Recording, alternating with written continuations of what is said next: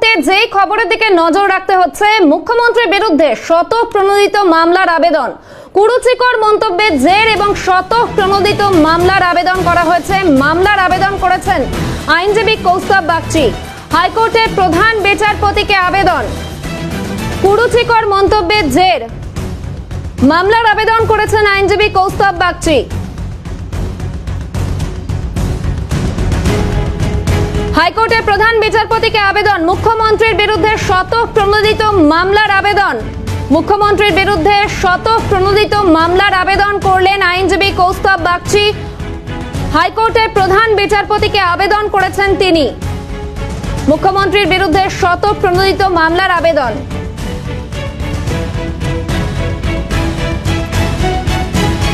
মুখ্যমন্ত্রীর বিরুদ্ধে শতপ্রণোদিত মামলার আবেদন করেছেন কৌস্তব বাগচি, কিন্তু মুখ্যমন্ত্রীর ঠিক কোন বক্তব্যের পরিপ্রেক্ষিতে তার এই মামলা, একবার শুনবো।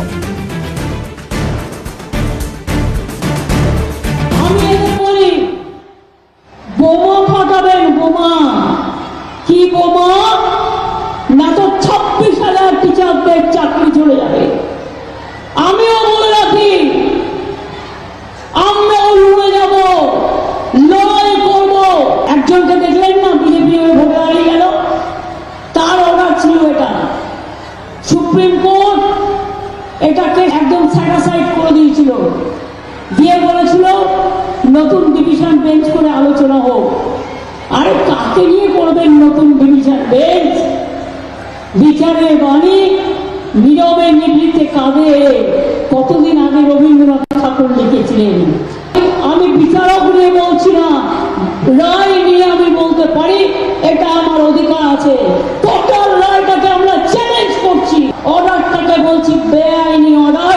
আমরা এটা নিয়ে উচ্চ আদালতে যাচ্ছি।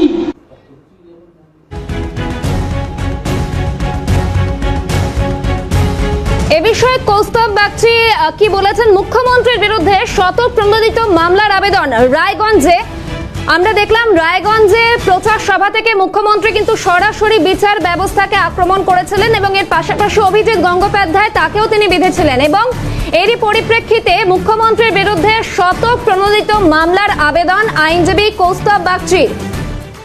কুরুচিকর মন্তব্যের জের এবং শতপ্রণোদিত মামলার আবেদন আইনজীবী কৌস্তব বাগচির। হাইকোর্টের প্রধান বিচারপতিকে আবেদন জানিয়েছেন তিনি।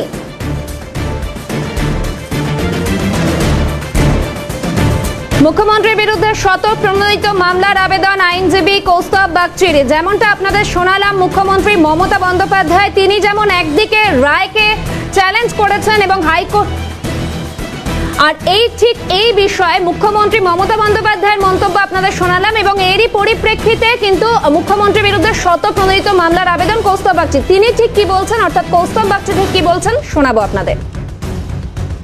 কুরুচিকর ভাবে আক্রমণ করেছেন মুখ্যমন্ত্রী, এটা তো প্রথমবার নয়। এর আগেও হয়েছিল বিধানসভার বিধানসভাতে দাঁড়িয়ে মুখ্যমন্ত্রী জুডিশিয়ারি বলেছিল বিচার কেন টাকা দিয়ে দিতে হবে, এই সমস্ত কথা।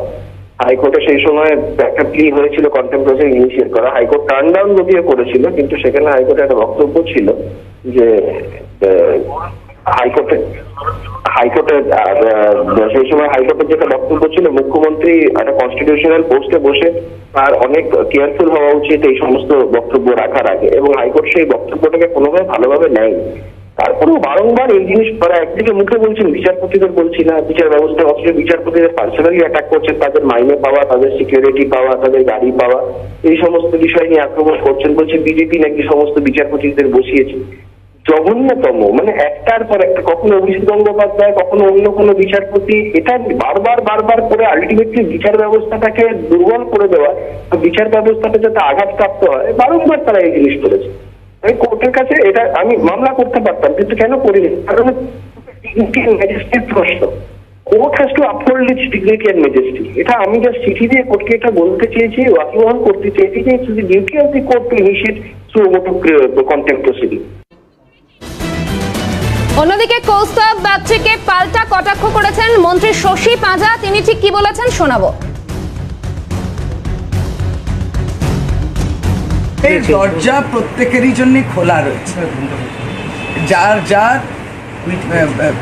বিষয়ে বক্তব্য নিয়ে তারা দ্বারস্থ হতে পারেন। আমরা আলাদা আর এটা নিয়ে আর কিছু বলছি না। বলে দিলাম যে এসএসসি কোর্টে যাচ্ছে। প্রতি ব্যক্তি কিছু না কিছু বলবে, যারা যোগ্য আছেন এবং এদিকে তাদের প্রতি তো আমাদের সহমর্মিতা রয়েছে। চেষ্টা হয়েছিল, মমতা বন্দ্যোপাধ্যায়ও যখন ধর্নায় তারা ছিলেন তখন পৌঁছেছিলেন, প্রতিনিধিদের পাঠিয়েছিলেন, একটা উপায় বের করার চেষ্টা হয়েছে। স্পিরিটটা বুঝতে হবে, রাজ্য সরকার কিন্তু সেই চেষ্টাটা করেছে। যারা প্রতিনিয়ত যখন একটা প্রায় চাকরি দেওয়ার যে জায়গাটা গিয়েছিল এসএলএসটি ইত্যাদি আপনারা জানেন, তখন কারা গিয়ে আবার মামলা ঠুকে এসছে, এটাও তো দেখতে হবে।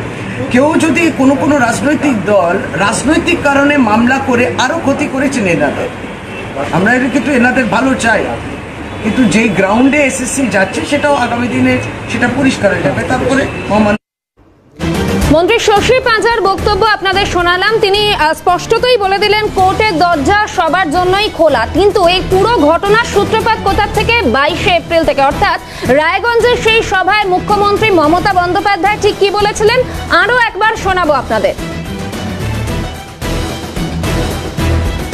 আমি এদের বলি, বোমা ফাটাবেন, বোমা। কি বোমা? না তো 26,000 টিচারদের চাকরি চলে যাবে। আমিও বলে রাখি, আমরাও লড়ে যাব, লড়াই করব। একজনকে দেখলেন না বিজেপি ভোটে হারিয়ে গেল, তার অর্ডার ছিল এটা। সুপ্রিম কোর্ট এটাকে একদম স্যাটিসফাইড করে দিয়েছিল, দিয়ে বলেছিল নতুন ডিভিশন বেঞ্চ করে আলোচনা হোক। আরে কাকে নিয়ে করবেন নতুন ডিভিশন বেঞ্চ? বিচারের বাণী নীরবে নিভৃতে কাঁদে, কতদিন আগে রবীন্দ্রনাথ ঠাকুর লিখেছিলেন। আমি বিচারক নিয়ে বলছি না, রায় নিয়ে আমি বলতে পারি, এটা আমার অধিকার আছে। টোটাল রায়টাকে আমরা চ্যালেঞ্জ করছি, অর্ডারটাকে বলছি বেআইনি অর্ডার। আমরা এটা নিয়ে উচ্চ আদালতে যাচ্ছি।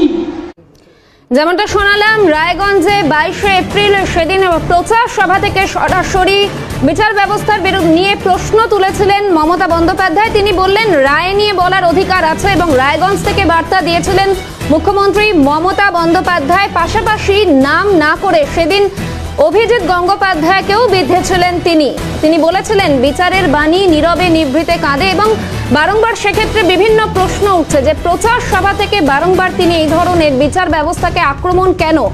বেশ কয়েকবার এর আগেও দেখা গেছে বিভিন্ন রায় নিয়ে তিনি অসন্তোষ প্রকাশ করেছেন। তাহলে কোনো একটা জায়গায় গিয়ে তার কেন এই ধরনের সভা মঞ্চ থেকে প্রচার সভায় গিয়ে তখন তার এই ধরনের মন্তব্য? বারংবার উঠছে সেই প্রশ্ন, তার এই ধরনের বক্তব্য কি কোনো একটা জায়গায় গিয়ে বাকিদের প্রভাবিত করছে সেই চিন্তা ভাবনা থেকেই কি মন্তব্য, নাকি এই একটার পর একটা যে দুর্নীতির খবর প্রকাশ্যে আসছে, একটার পর একটা যে রায় বেরোচ্ছে, এই ঘটনাগুলোকে কেন্দ্র করে এই মুহূর্তে তিনি ঠিক কি বলছেন এবং কি বলা দরকার সেই মাঝের পার্থক্যটা কোনো জায়গায় গিয়ে ভুলে গিয়েছেন, সেই প্রশ্নও কিন্তু উঠছে। আমরা আপনাদের দেখালাম রায়গঞ্জে প্রচার সভা থেকে ঠিক কি বলেছিলেন মুখ্যমন্ত্রী মমতা বন্দ্যোপাধ্যায় গত 22শে এপ্রিলের ঘটনা, এবং তিনি স্পষ্টত বলেছিলেন বিচারের বাণী নীরবে নিভৃতে কাঁদে। এবং এর পরেও তিনি যে থেমে গেছেন সেখানেই এমনটা নয়, এর পরেও তিনি কিন্তু বিচার ব্যবস্থাকে নিয়ে প্রশ্ন তুলেছেন। এবং এই ঘটনার পরিপ্রেক্ষিতেই পরবর্তীতে স্বতঃপ্রণোদিত মামলার আবেদন আইনজীবী কৌস্তব বাগচির। মুখ্যমন্ত্রীর বিরুদ্ধে স্বতঃপ্রণোদিত মামলার আবেদন, প্রধান বিচারপতির কাছে সেই আবেদন করেন কৌস্তব বাগচি।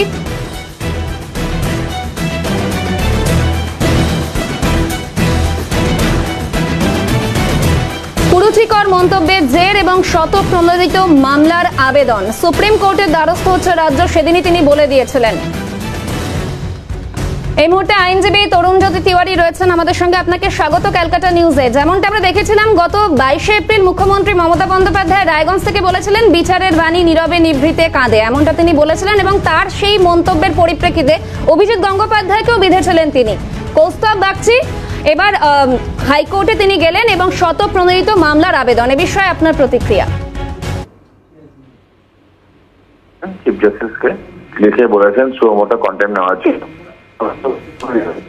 দরকারি বাকি, কারণ কোর্টের বারবার একজন মুখ্যমন্ত্রী বারবার এই মন্তব্যগুলো করে আসেন, আজ থেকে নয়, আপনাদের দর্শকদের মনে থাকবে।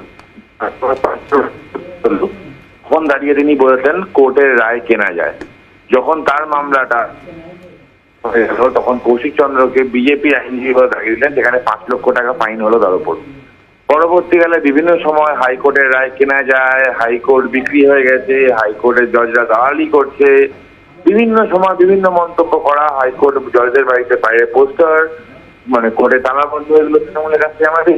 কিন্তু এবার তিনি সব সীমা পাল্টে গেলেন, ছেড়ে চলে গেলেন এবং গিয়ে যেগুলো বললেন এটা এরকম দাঁড়ায় যে জজ সাহেবদের মাইনে নাকি রাজ্য সরকার দেয়, যদি কনসোলিডেটেড ফান্ড থেকে হয় তো রাজ্য জজ সাহেবরা বাধ্য তৃণমূলের পক্ষে রায় দিতে, মানে জুডিশিয়ারিটা ক্যাপচার করাটা চেষ্টা। এবার কথা হচ্ছে পোস্ট অফ চিঠি লিখেছে, ধরো নিজের কাজটা কিন্তু কোর্টের তো নিজের দায়িত্ব আছে, নিজের সম্মান রক্ষা করার দায়িত্ব তো কোর্টের।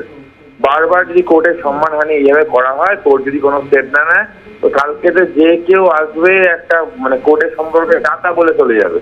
কোর্টের সুমোটো কগনিজেন্স নেওয়া উচিত এই বিষয়টাতে। একেবারে ধন্যবাদ তরুণজ্যোতি বাবু। আমরা কথা বলছিলাম আইনজীবী তরুণজ্যোতি তিওয়ারির সঙ্গে, এবং যেমনটা দেখা যাচ্ছে মুখ্যমন্ত্রীর বিরুদ্ধে ইতিমধ্যেই শতপ্রণোদিত মামলার আবেদন আইনজীবী কৌস্তব বাগচির। আইনজীবী বৈশ্বনাথ চট্টোপাধ্যায় এই মুহূর্তে রয়েছেন আমাদের সঙ্গে, আপনাকে স্বাগত ক্যালকাটা নিউজে। যেমনটা দেখা যাচ্ছে মুখ্যমন্ত্রীর আগে বলেছিলেন বিচারের বাণী নীরবে নিভৃতে কাঁদে, এবং বিচার ব্যবস্থাকে তিনি আক্রমণ করে মন্তব্য করেছেন। অভিজিৎ গঙ্গোপাধ্যায়ও তার নিশানায় ছিলেন। এবার তারই বিরুদ্ধে শতপ্রণোদিত মামলার আবেদন আইনজীবী কৌস্তব বাগচির, এ বিষয়ে আপনার প্রতিক্রিয়া? কারা এরা, কারা এই নারাবাদার ওই ছেলেটা কি বলছে এইসব, এদের কথার কি উত্তর দেবো?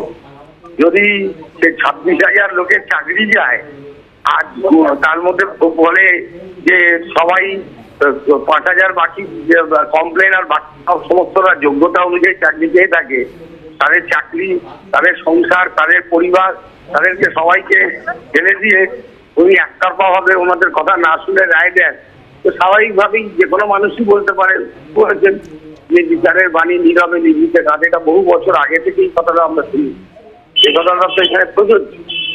তাতেও কি বললো না বললো, সারা জীবন তোকে ফেলে রেখে দেখা হয়ে নেড়া হয়ে ঘুরতে হবে, ওর কথা মূল্য নেই, কেউ পাত্তাও দেয় না। মিউনিসিপ্যালিটি ইলেকশনে দাঁড়িয়েছিল পানিহাটিতে, 16টা না 18টা ভোট পেয়েছে, এদের কথার কোনো মূল্য নেই। একেবারে ধন্যবাদ বৈশ্বনাথ বাবু। আমরা কথা বলছিলাম আইনজীবী বৈশ্বনাথ চট্টোপাধ্যায়ের সঙ্গে, এবং সেদিন রায়গঞ্জের সভা মঞ্চ থেকে কিন্তু মুখ্যমন্ত্রী বলেছিলেন এই রায় বেআইনি এবং উচ্চ আদালতে যাওয়ার ঘোষণা কার্যত সেদিনই সভা মঞ্চ থেকে তিনি করে দিয়েছিলেন। কিন্তু প্রশ্ন যেখানে উঠছে সেটা হচ্ছে প্রচার সভা থেকে বারংবার এই ধরনের মন্তব্য, বিচার ব্যবস্থাকে আক্রমণ, তার এই মন্তব্য কি তাহলে প্রভাবিত করে যারা সেই প্রচার সভায় উপস্থিত থাকেন তাদের, নাকি এর পাশাপাশি কোনো একটা জায়গায় গিয়ে একটার পর একটা দুর্নীতি প্রকাশ্যে আসায় কি বলতে হবে প্রচার সভায় গিয়ে, কি বলা উচিত নয় সেটা থেকে কিছুটা দূরে সরে গিয়েছেন রাজ্যের মুখ্যমন্ত্রী? সেই প্রশ্ন কিন্তু তুলতে শুরু করেছে ওয়াকিবহাল মহল।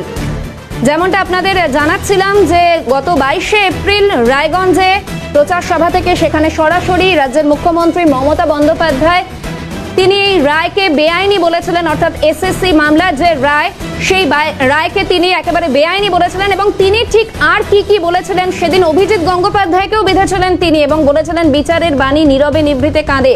ঠিক কি কি বলেছিলেন মুখ্যমন্ত্রী মমতা বন্দ্যোপাধ্যায় শোনাবো আপনাদের আরো একবার।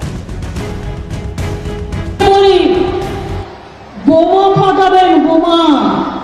কি বোমা? না তো 26,000 টিচারদের চাকরি চলে যাবে।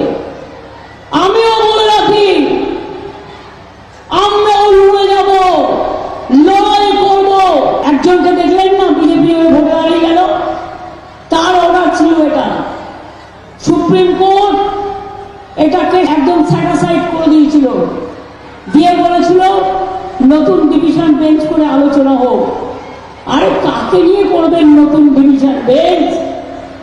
বিচারের বাণী নীরবে নিভৃতে কাঁদে কতদিন আগে রবীন্দ্রনাথ ঠাকুর লিখেছিলেন। আমি বিচারক নিয়ে বলছি না, রায় নিয়ে আমি বলতে পারি, এটা আমার অধিকার আছে। টোটাল রায়টাকে আমরা চ্যালেঞ্জ করছি, অর্ডারটাকে বলছি বেআইনি অর্ডার, আমরা এটা নিয়ে উচ্চ আদালতে যাচ্ছি।